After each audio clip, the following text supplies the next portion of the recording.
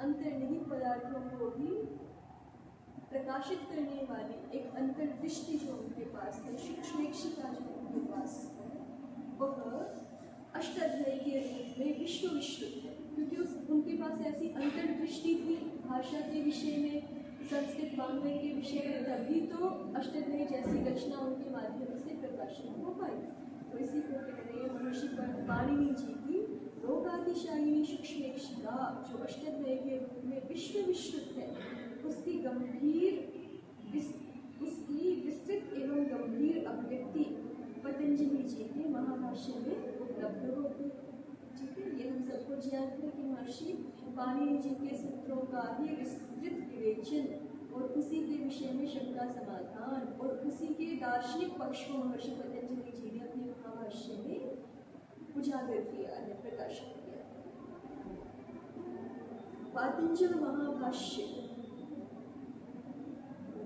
के भी स्वयं प्रौढ़ तथा व्याख्या सापेक्ष होने के कारण, अब महाभाष्य स्वयं भी एक अत्यंत प्रौढ़ ग्रंथ है, कोई ऐसा नहीं है बाल बुद्धि के द्वारा आराम से समझ लिया जाए, ऐसा नहीं है। प्रौढ़ ग्रंथ है, उसके लिए बुद्धि की प्रौढ़ता चाहिए, व्याकरण शास्त्र में पूर्ण प्रवेश चाहिए, उसे पुरुषार्थ किया गया होना चाहिए, तभी पातंजल महाभाष्य बुद्धिगत हो सकता है।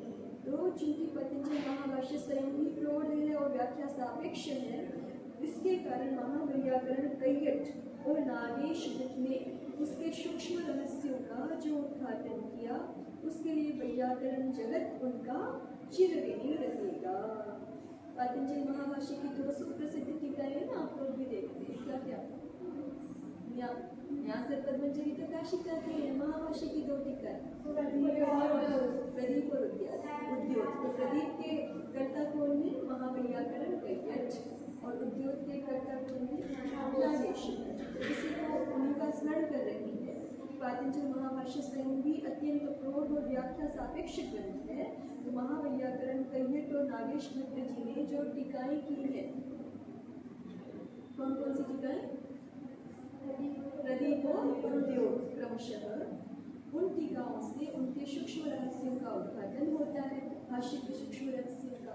तो ये उनका वैयाकरण जगत पर चिरऋणी है, इसके लिए सदैव वैयाकरण जगत उनका कृतज्ञ रहेगा। यद्यपि पाणिनि की अष्टाध्यायी के आधार पर काशिका आदि ग्रंथों की भी रचना हुई है, तथापि उसके आधार पर भट्टोजी दीक्षित, नागेश भट्ट आदि विद्वानों द्वारा चलाई हुई परंपरा का आज संस्कृत जगत में अपना एक विशिष्ट स्थान है। काशिका ग्रंथ की भी रचना हुई अष्टाध्यायी के आधार पर ही। आप जानते हैं अष्टाध्यायी में जिस प्रकार से सूत्रक्रम है, उस बिल्कुल ठीक उसी सूत्रक्रम का काशिकाकार ने भी अनुपालन किया है अपने ग्रंथ में।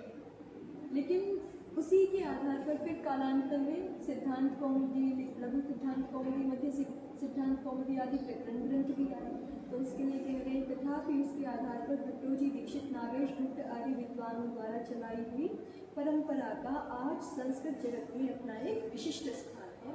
अब देखो दोनों को ही आजकल के लोक परिवेश को देखें आप, या आजकल का जो शिक्षा का वो है, शिक्षा का एक वातावरण है संस्कृत जगत में, उसको देखें तो लगभग जितना महत्व काशिका का है, उससे भी अधिक महत्व सिद्धांत कौमुदी आदि का हो रखा है। क्योंकि 90 वाले बालक सारे उसी को पढ़ते हैं। काशिका आदि क्रम से, पूर्ण अष्टाध्यायी के क्रम से पढ़ने वालों की संख्या भी अपेक्षाकृत कम है ना। लेकिन इसी को कहा कि दो संस्कृत जगत में यद्यपि काशिका आदि ग्रंथ भी रहे अष्टाध्यायी सूत्र क्रम से, लेकिन कालांतर में फिर उसी के आधार पर काशिका ग्रंथों के आधार पर ही, या कहिए अष्टाध्यायी के आधार पर भी भट्टोजी दीक्षित, नागेश भट्ट आदि विद्वानों के द्वारा एक परंपरा चलाई गई। वो प्रकरण के अनुसार पढ़ाते हैं। आप तो काशिका क्रम से पढ़ते हैं ना, सूत्र क्रम से। कौमुदी में कैसे पढ़ाते हैं? अच संधि प्रकरणम, विमल संधि प्रकरणम, विसर्ग संधि प्रकरणम, समास प्रकरणम, इस प्रकार से वो अलग अलग पढ़ाते हैं, प्रकरण के अनुसार पढ़ाते हैं। तो उस परंपरा का भी आज संस्कृत जगत में अपना एक विशिष्ट स्थान है। इस परंपरा को गौरवान्वित करने में नागेश भट्ट की प्रखर प्रतिभा का वर्चस्व है। किसी भी परंपरा को देखिए, महत्व